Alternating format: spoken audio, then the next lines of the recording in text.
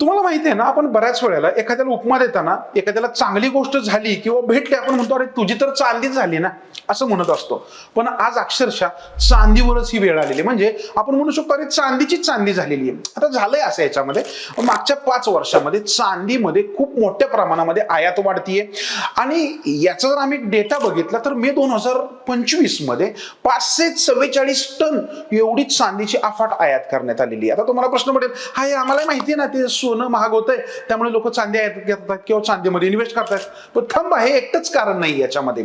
आता जर याच्यामध्ये आम्ही एक स्टडी केला तेव्हा असं आढळलं की अरे चांदीची वाढ होण्यामागे फक्त सोन्याचे रेटच कारणीभूत नाहीयेत, तर ह्याच्यामध्ये इंडस्ट्रियल सेक्टर खूप मोठी भूमिका बजावत आहे. जसं की सोलर एनर्जी असेल, ईव्ही असेल, सेमीकंडक्टर असेल आणि सोलर पॅनल्स असतील.